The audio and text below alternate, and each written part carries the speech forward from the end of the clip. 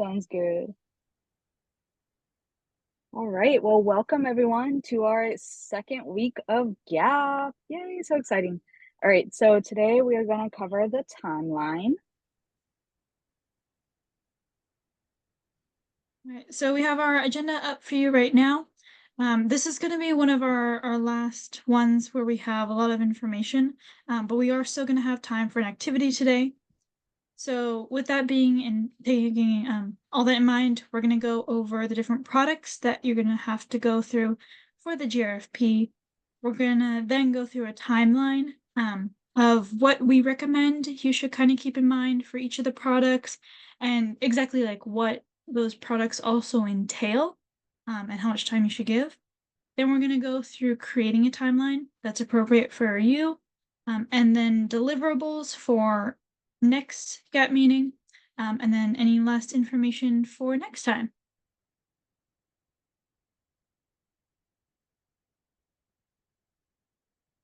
Emily, you're muted. Sorry. Yep. Going into application products, we did cover all of these in depth last week. So I don't think we have the recording up just yet, but that will be up there soon. And again, you can refer to the primer in the Google folder for more information on this. We're just going to briefly go over them today. Okay, so again, these are all of the different products that you will have to have for the GRFP. So we have education and work experience, academic honors, proposed field of study, postgraduate study institution, academic transcripts, GRFP statement, personal and research plan, and your letters of recommendation. Part of these, or some of these products are actually part of like the portal information that you'll need to be putting in order to do the GRFP. And some of it is more of the writing that needs to get done, specifically the personal statement and research plan, but we'll get more into that later.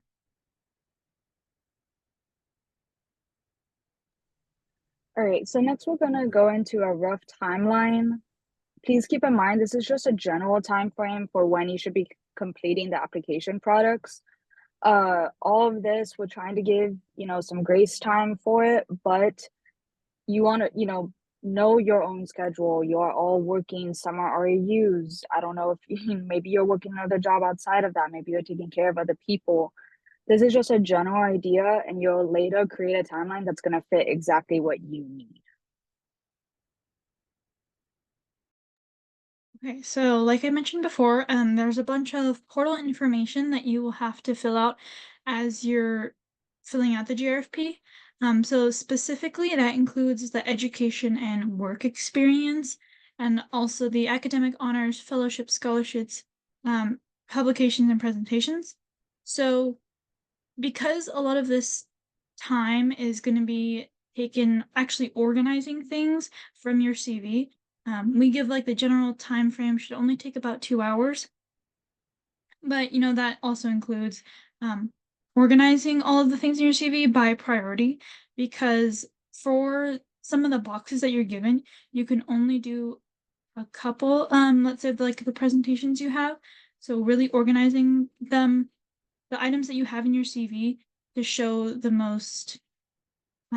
best ones that show you as a person and as a researcher. We recommend putting those first. But yeah, so this doesn't really have to be done until 1 or 2 days before the submission. So we also count this as a lower priority, because the only main thing that you need to actually produce all of this numbers and all of these things is just your CV. But in order to do that, that means you need to finalize your CV. And we recommend finalizing your CV as soon as possible. You can, of course, edit it until August, until the end of the summer. But when you finalize your CV, you can use that for a lot of the other products that we're going to be talking about today. So you can use this for emails to professors and also helping to write your personal statement and research plan. So we really recommend finalizing the CV as soon as you can. But like we said, this document or all these answers will also be written, but not necessarily require as much thought as some of the personal statements. But we do recommend putting everything on a separate document just for organization sake as well. And like I said, order them and then actually uploading it to the portal requires about an hour to do.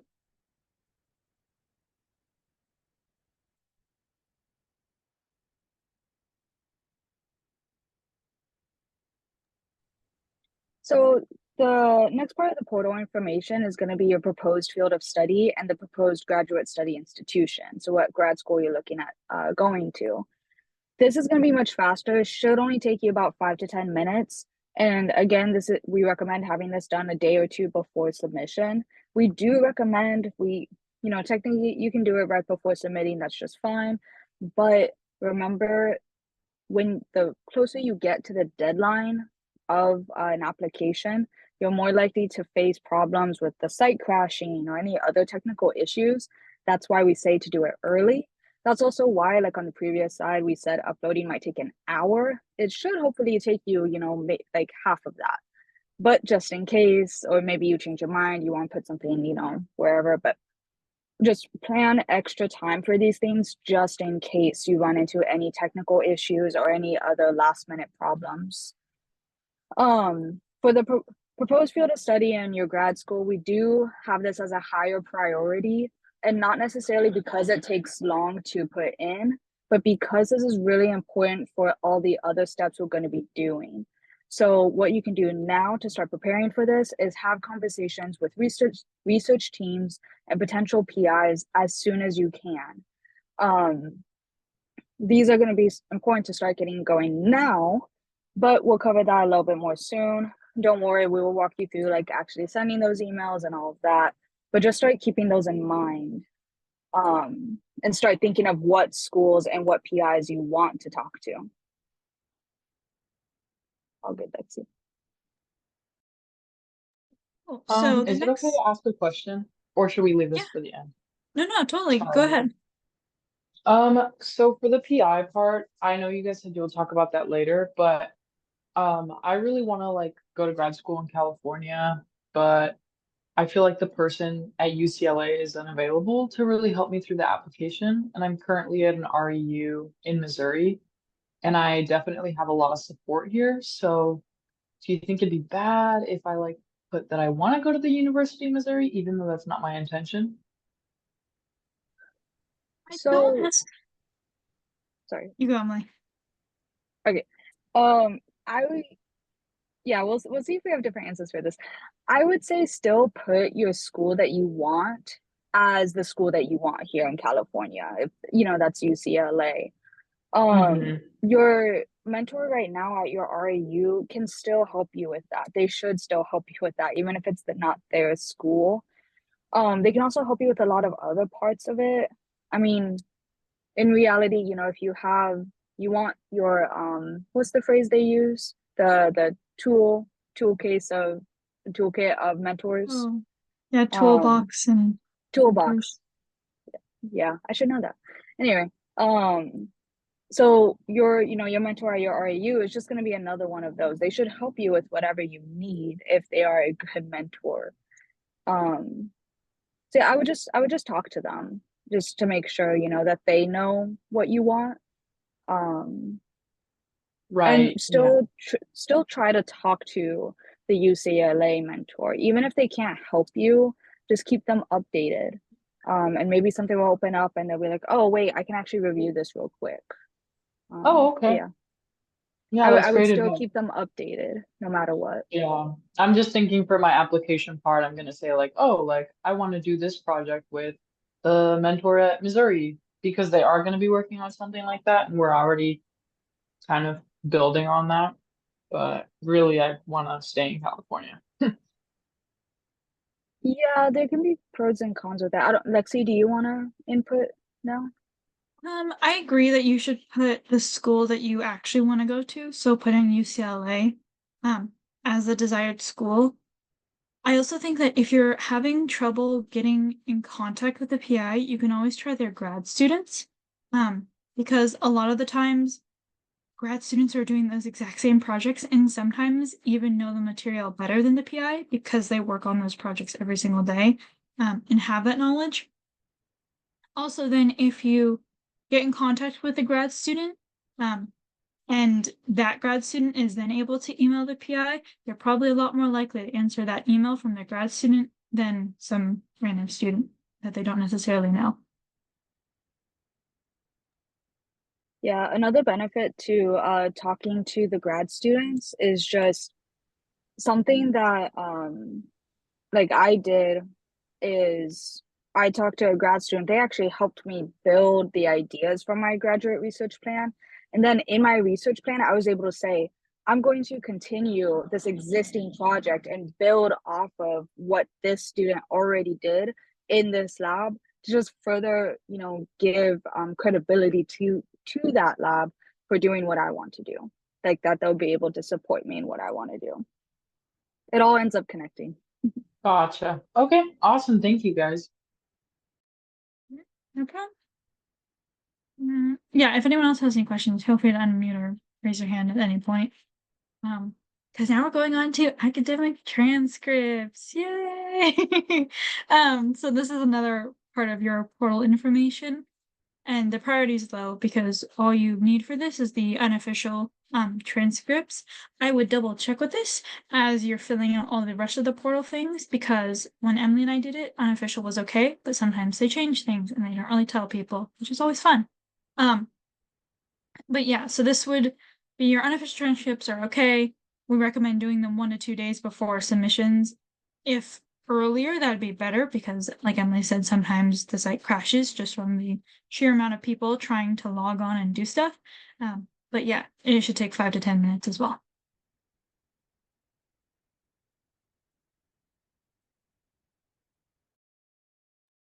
All right, so next we have the letters of recommendation. This one we say will take about approximately an hour. That can vary depending on person to person. The hour we're talking about, getting an email drafted and doing a couple of organization things. You should have this done. I believe it was about a week or two before submission, before like that submission week. But please check the application because like Lexi said, that was when we did it. And since it's not like fully open yet, I'm not sure what that time is for you guys now. So double check that date. You want to do that anyway because you want to tell your letter writers. We have this as a medium priority. It should be something you like need. Those emails should go out pretty soon, but it's not as, needs to be done right this second. Lexi put in the chat a wonderful letter writer matrix. So you can go ahead and open that up. That's going to be one of the things we recommend doing and picking your letter writers. So when you open that up, you'll see different GRFP attributes. So intellectual merit, broader impacts, and future goals. These are all very important sections of the statements you'll be writing. You can write your own definition in there. Under each of those attributes, you'll be writing how you, identify with that attribute. So intellectual merit, your publications, your research projects, broader impacts. What are you doing for the community? What are you doing at school? Like that kind of thing. Yep. Thank you, Lexi. So that's what it looks like. This is an example one. So there's 2 tabs on there. If you just go to the bottom, the first is the example. The second one is a blank one. You can make a copy of it and then fill it out yourself. And then what you're going to do is in those yellow boxes, you're gonna, right above it, that column, you're gonna write who your letter writer is, and in the yellow boxes, you're gonna fill in how they speak to that attribute. So yeah, so you can see a couple of examples there. This is gonna be a great way to make sure that you have letter writers that speak to all of your different attributes, because that's just gonna make you a stronger applicant. I think I'm all good with that one. Let's see. In the chat, I also put the other one as well. The Oh, awesome. can you see this, by the way, on the Yep. screen? Yeah. Great. Cool. I don't know why it didn't work the other time. But yeah, so Emily actually created this, so you can talk about it. Yeah, so this is our letter writer communication guide. So this was what I used for my letter writers when I started doing my RAUs. And so created this little outline for you guys. So as you can see, at first, I usually do a blanket statement as a thank you to my letter writers. I put my material, so I usually do a link to my CV, or when I was doing the GRFP, I was putting links to my statements. And then in that first little chunk that you see, it says first application. I put the title of whatever application or school I am currently working on. And I usually hyperlink it so they can go to the main page for that. And then under that, I put the deadline, what I'm hoping they can comment on, bullet points on how they're going to submit the letter. So if I know any information about, you know, if there's any like guidelines on like the specifications of the letter, because sometimes they have those.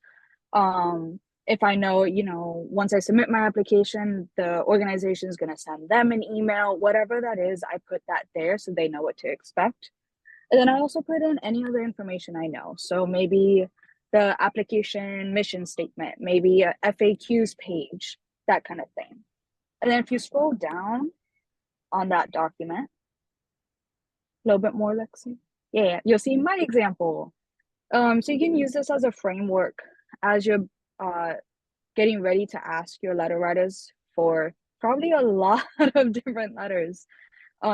So I just put all my different applications throughout that entire document, and I shared it to each letter writer.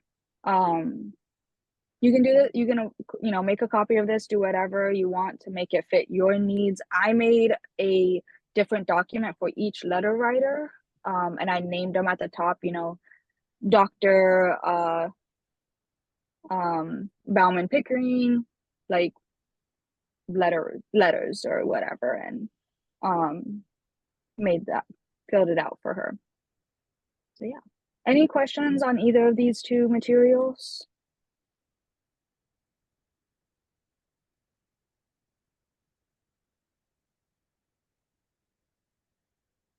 Awesome. So yeah, you don't have to use these, but we do recommend them for the letters, just to help keep you organized and guide you on that.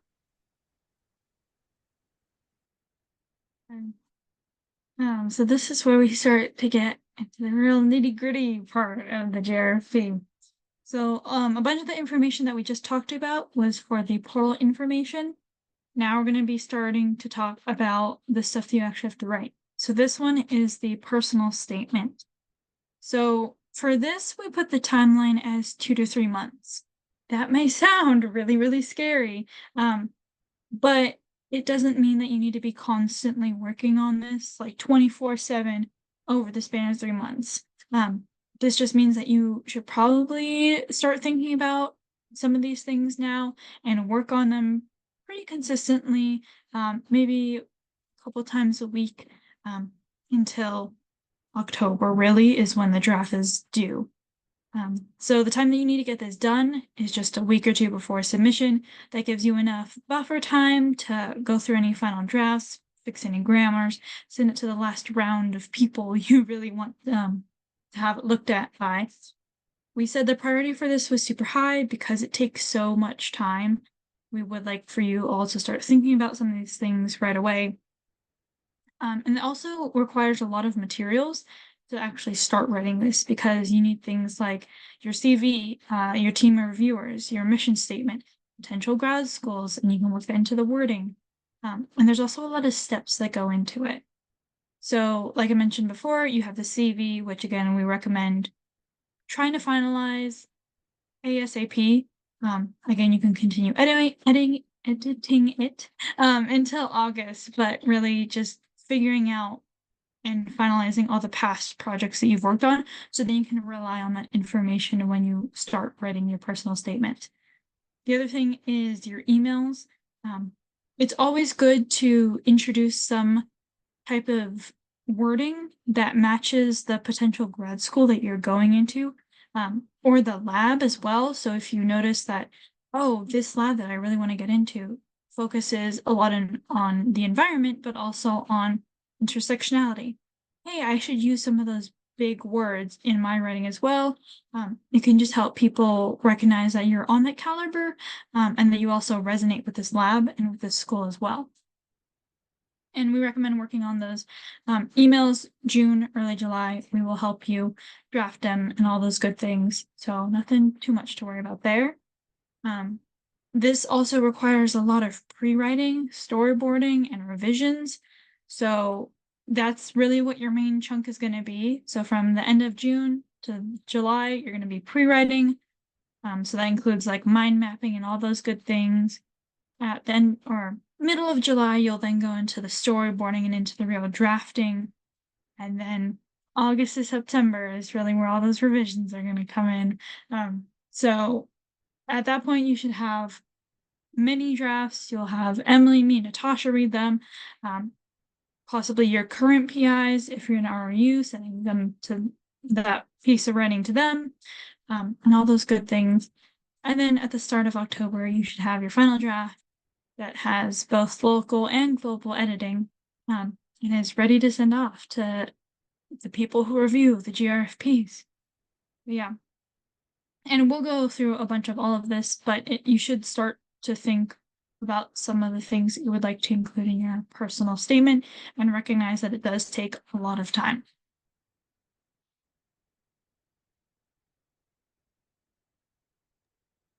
So on a similar note, you also have your research plan statement. So this is going to be a lot of the same kind of time frame. It'll probably take, again, like the 2 to 3 months, but also, again, that's not 2 to 3 months of constantly working on it. It's 2 to 3 months of brainstorming, pre-writing, emailing, getting all of those steps done so that when you do write, you know what you're writing about and you're going to come out with a super strong statement. Again, this is a really high priority. We recommend having this done, a week or two before submission, just so that you're ready. Life happens. I got a concussion literally like the day after I submitted the GRFP. If that happened before that, I would have been screwed. So, life happens. You never know. Best to just plan to have it done early. You're gonna need all the same materials for this. So CV, your team of reviewers, like Lexi said, that includes us, Natasha, UROC, your RAU mentors, hopefully other mentors as well. Mission statement and your potential grad school. It's going to be, again, same kind of timeline for those steps and the prep materials. Just some of them is going to be pushed back a little bit. So we said CV, ASAP, just for the purpose of emails. Emails you'll do June, early July, start getting those out to faculty. Your pre-writing and literature review is probably good to do in July. This is going to take more lit review than the personal statement. So really what we want you to do in the month of June and going into early July is just kind of casually brainstorm. What do you want to do in grad school? What research question do you want to address? And, as you find things, as you think about it, take notes, save that lit review, save it to a folder, download it, whatever. And you'll start reviewing these over the summer.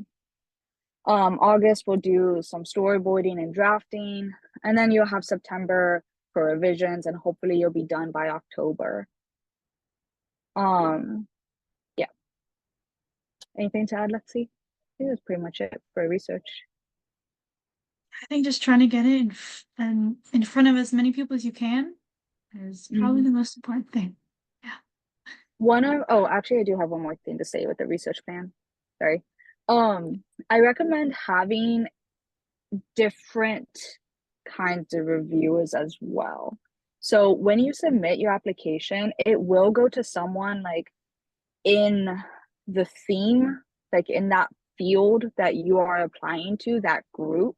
So geosciences or, whatever. But you're not always guaranteed to have someone who's going to perfectly understand what you do. especially those, marine science, that means so many different things, right? Um, so just keep that in mind. You're gonna want to find that balance as you write this of, sounding like exactly what you're doing, all of the jargon, all these fancy words, and you're able to break it down, but also making it accessible and readable even by those who aren't necessarily in your exact niche of research. So by having a good team of reviewers that, maybe don't always know what you're doing exactly, that will help you get to that point. So I'm good, Lexi. Okay, so this isn't necessarily something that you will need to submit for your GRFP, but it was something that we wanted to include as part of our product section as we're talking about it, because it is pretty necessary for a lot of these different products. We've mentioned it a couple different times, but the email. So it takes 1 month. Again, this includes some of the time that you may be sitting and waiting, perhaps, for a professor to respond to you. Sometimes because it's summer, they aren't always checking up on their emails very often. You may also have a professor that goes into the field, so they may be gone for like a month, and you may have to reach out to some of those grad students, which takes a little bit of time. But we say about a month because, again, you need this for some of the other products, like especially the research plan. So trying to start it now is always great. But again, yeah, this is a high priority, and you need a lot of other things that can help with your emails. So again, your CV, email template is something you'll need. A discussion with your mentors is always a fun thing to have. And I think sometimes necessary to have for these emails, because you really need, when you send an email to a potential PI for grad school, a lot of times they'll ask questions about you, and you're kind of expected to tell them information about yourself, whether it's your long-term goals, things you're researching right now, things you would like to research. But having those discussions with mentors right now and figuring out those things so you're prepared when they ask you is always great. We also wanted to put a little bit of research activities, not in like what you're all doing now, but a little bit of stalking, to be honest, of different faculty and graduate students that of the school or lab that you may be a part of. So by end of June, we recommend having a list of faculty, minimum one per school of the schools that you're interested in, and then a list of graduate students, minimum one per lab you're interested in, and just finding out a bunch of different information about them. If you do that, you'll also start noticing some of the bigger people that are in the field that you're either trying to go into or that you're in. And so by talking to some of these people and researching their names, you can also figure out if someone has like a lot of funding and they might be more able to accept you because they have more funding and more money to give out to their students. And so sometimes that's something that you need to take into consideration. Unfortunately, the GRFP can sometimes help with that, but sometimes when you have a faculty who has a lot of funding and all these projects and is really cool, sometimes that also means that they aren't as approachable for students because they just have less time. So that's something that you need to think about. But right now, main stress would be just making that list of people you're interested in. And sometimes with faculty, they also don't have to overlap 100% with your interests as well. But yeah, and then once you have those lists, June, early July, we'll be sending out those emails. And then, of course, following up with them, recommend like 1 to 2 weeks for their responses and everything. Just kind of start that conversation. Sometimes professors will be super blunt with you and be like, hey, I don't have the time to help you write this. I would love to have you in my lab, but I can't help you write this. And then you'll have to talk to like a grad student as well. There's a lot of information. I think that brings us to the end of our, yeah, that's the end of our products. Yes, Amy, you have a question? Yeah, I was just wondering because I've heard differing answers from people. Do you guys have opinions? And because it's important for like how many emails we're going to be sending out. Do you guys have opinions on like generally how many grad schools you should shoot for applying for? Because I've heard like some people say like 3 and some people say like more, and I'm kind of unsure. I think Emily and I, what we did was we focused on 3 at first. Yeah, 3 was our kind of number. It's also important to know that sometimes, definitely for me, as the summer progressed and I have these discussions with my mentors, that list of schools changed a lot. So it sometimes sucks as you're going through and like, oh, this school actually does not line up at all with what I thought I wanted to study, and so you have to completely change. But at least starting off with 3 would be our recommendation. Yeah, I agree. I think 3 is a good number to be at. Um, like Lexi said, I had more on my list, and then I talked to my mentors, and I actually found out like, oh, that one isn't gonna give you the mentorship you need. And, like little things like that. So talk to your mentors. They will have thoughts. Maybe they even know somebody, and they can put you in contact with them already. That's how I found out about one of my faculty. I didn't even know who they were at the start of the summer until I talked to my mentor. If you want more schools, I say reach for the stars, but remember quality over quantity. So, and I mean, those applications can get expensive too. Don't forget about the application fees. They can run up as high as like 100, $200 each. So yes, I think 3 is a very solid number.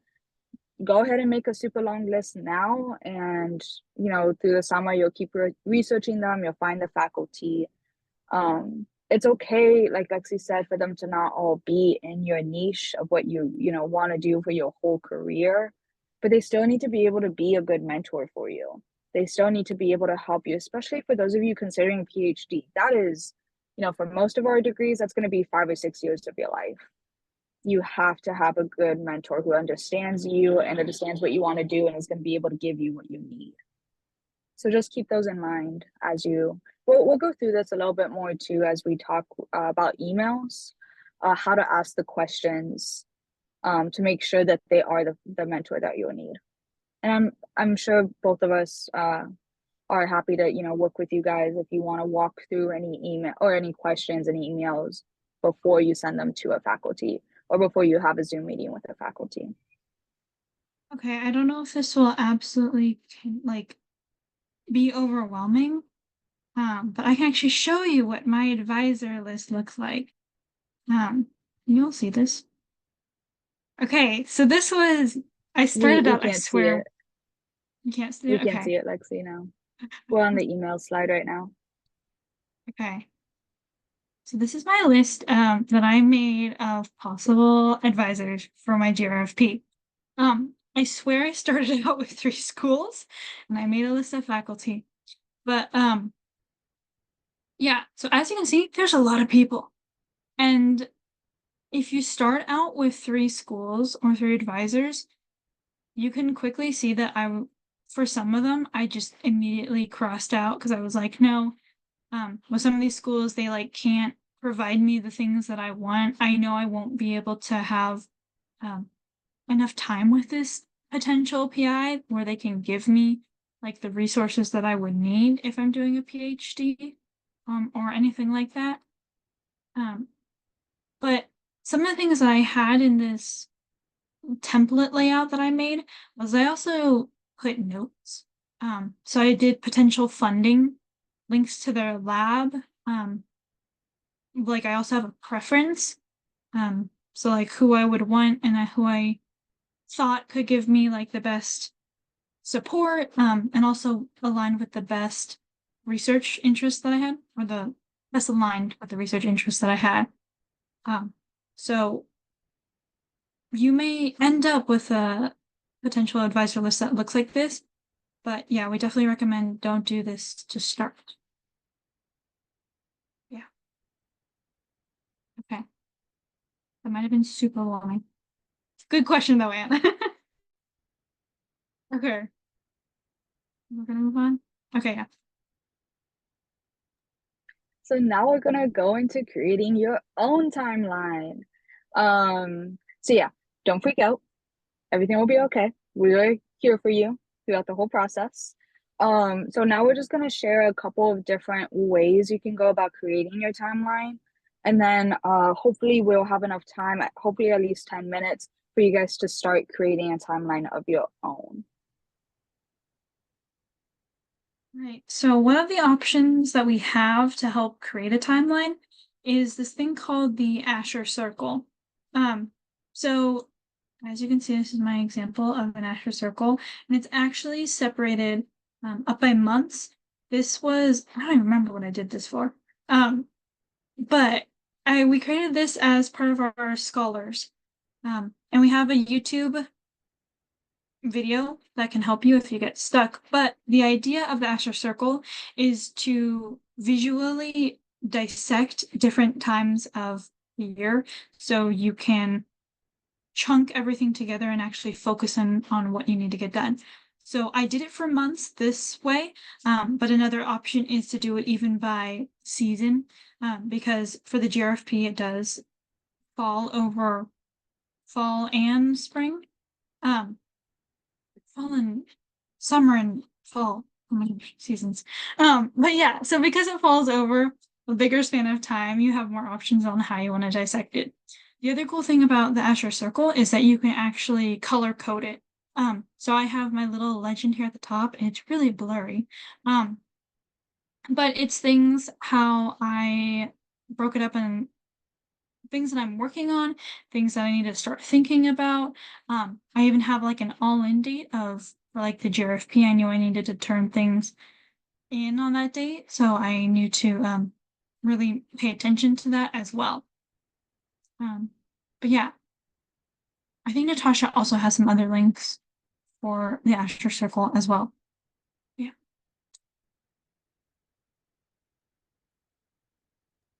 So another option for creating your timeline is Google Sheets. You should all have access to this as students, hopefully some experience with it. This is what I did for mine, so this is my example here.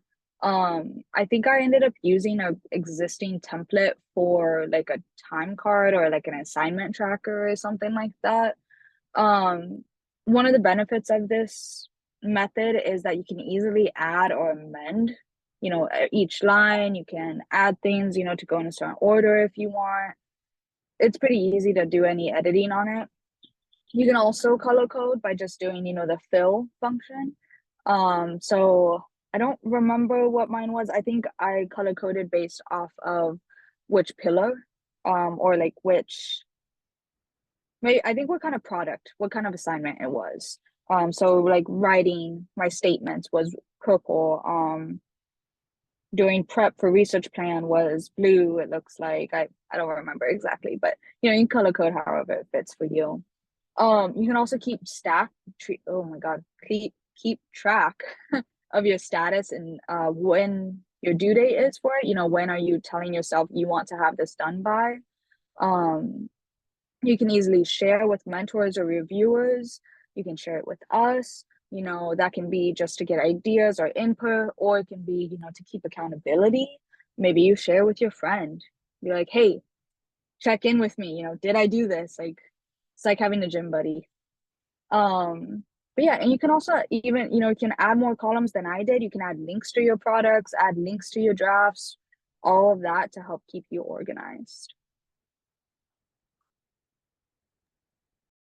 And then we do have some other options too. If you're familiar with some of these other platforms that might be easier for you to use. But we have Notion and just a good old-fashioned calendar. This is, I think it was Emily's Notion that she created. So these are things that you can check off as you do them, and just like a regular old good to-do list. It's always great. And then this is a calendar that I had made on the right side. And so I actually broke this down by the days of the week. I have another legend. I love legends and color coding. but I actually broke it down into the different products I had to do. So I knew that for my personal statement, I knew I had to work on my intellectual merit. I knew I had to work on my broader impact sub. I knew I had to work on my future goals, and my mind mapping and my storyboarding and my prose and then my final. So then I could actually figure out what I needed to actively work on and the different steps, as well as working on the final product when it got to that stage. But yeah. Any questions on this so far? Because if not, we're gonna go into an activity. Yeah, so it's your turn now. So this is perfect. You have 10 minutes. So yeah, we're gonna take 10 minutes to have you start to create your own timeline. You can use any of the methods we just showed you, or just do something on your own. You can also just start off, pen and paper, write it down on like a list, like what do you want to do, and then transfer it to something else if you want. Use a whiteboard, do whatever works best for you. You can go ahead and pop any questions you have in the process in the chat, or just go ahead and raise your hand, unmute. Yeah. Do we have any questions before we get started? We do have a little summary timeline for you so that you can look at this as you're making it. Just like a review of what we covered today. Yeah, we recognize that this is a lot of information. So yeah, we have this table. Also, if you want to start setting your timeline and want to finish it another time, Emily and I have appointment times that you can just email us and see when we're available, and we can sit down with you, help you create that timeline, or whatever you all feel comfortable with.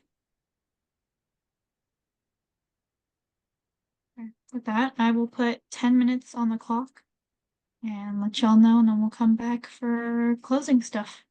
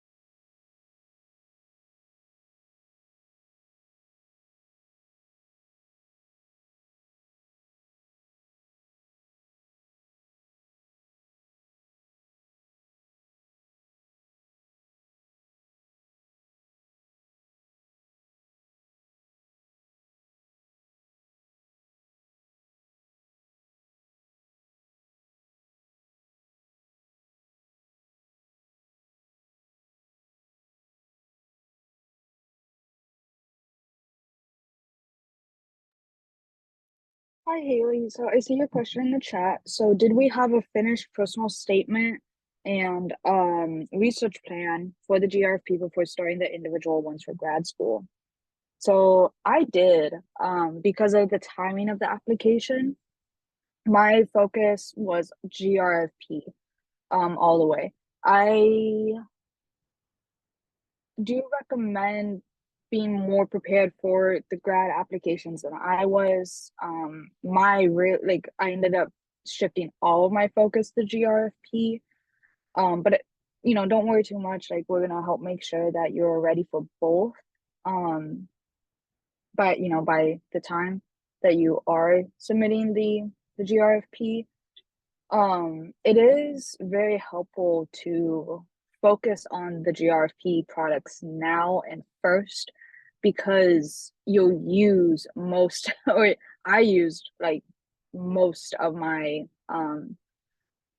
statement, my the personal statement for my grad school application. I mean, I think I used like 80% of it, and then you just change it, right, to um be individualized for each school, each lab.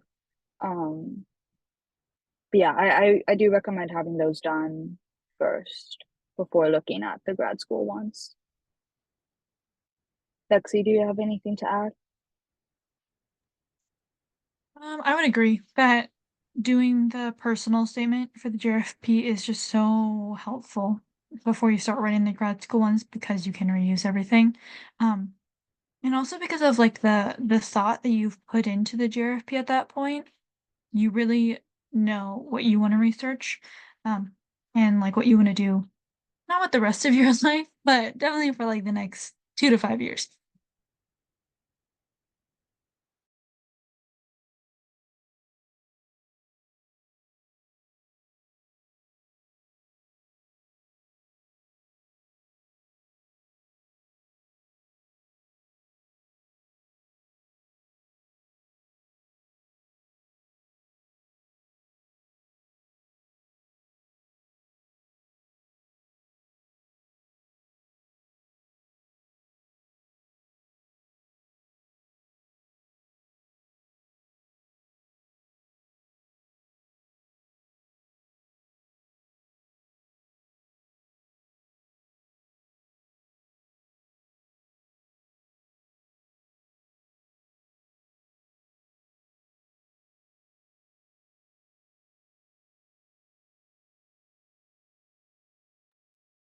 How's everyone doing? Did anybody else have a question as we are wrapping up?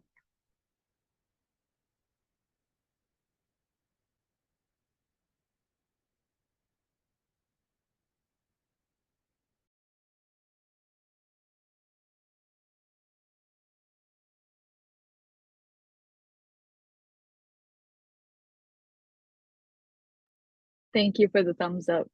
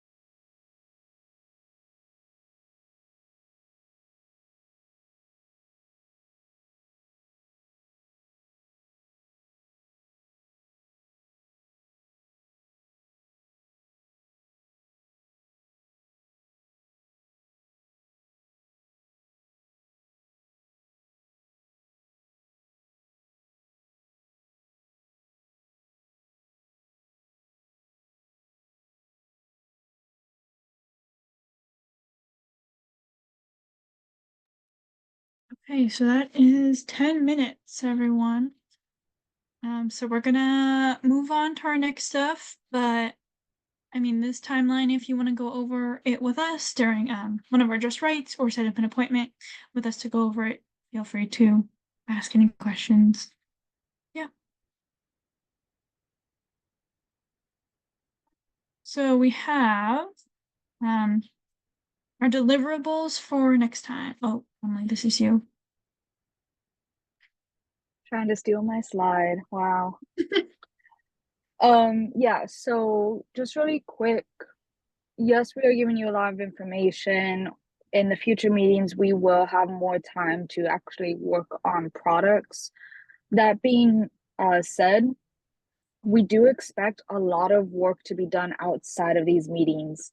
2 hours a week is not going to be nearly enough time to get everything ready for the application. So at the end of each meeting, we're going to try to briefly go over what deliverables we expect you to be working on, for the rest of the week or until we meet again next.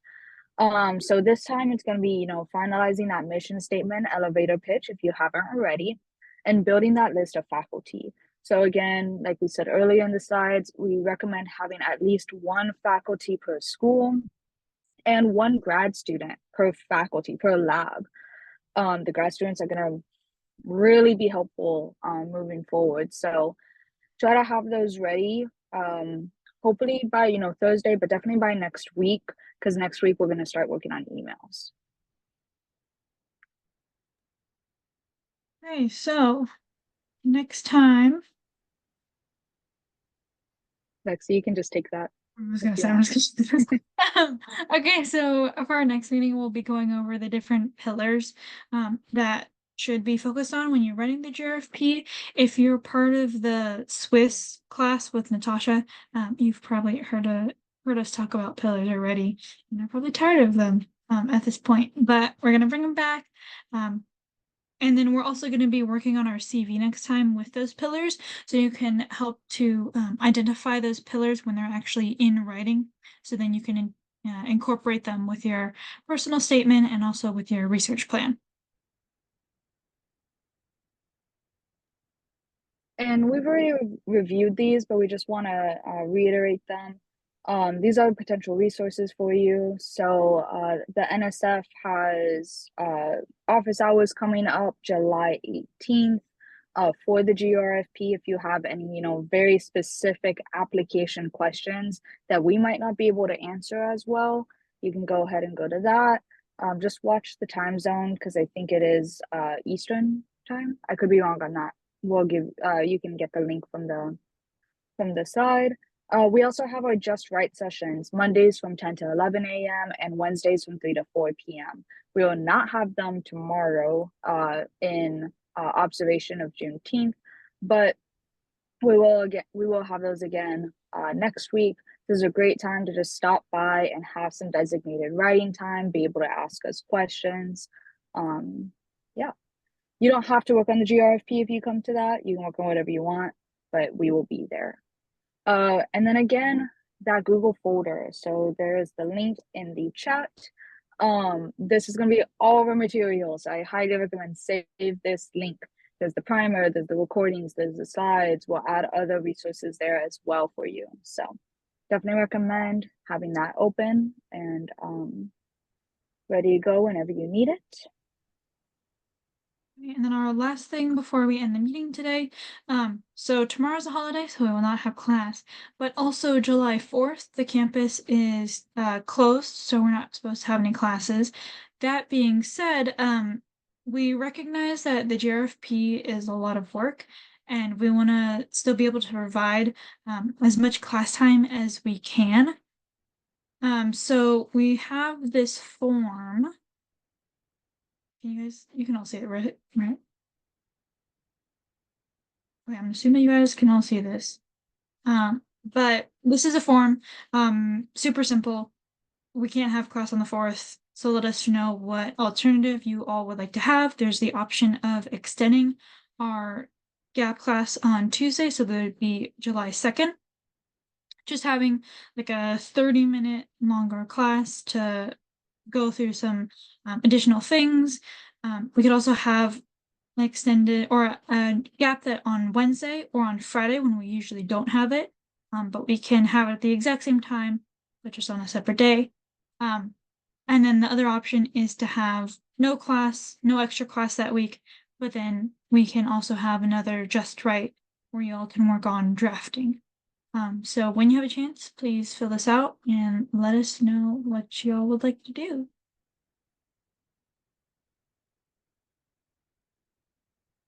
And that's it from us. Hope you all got some work done on your timelines. Thanks for coming. See you next week. If you have any questions, email us, stick around and ask them, whatever you're comfortable with. But thanks for coming. Thank you. Thank you. Thank you, everyone. Thank you.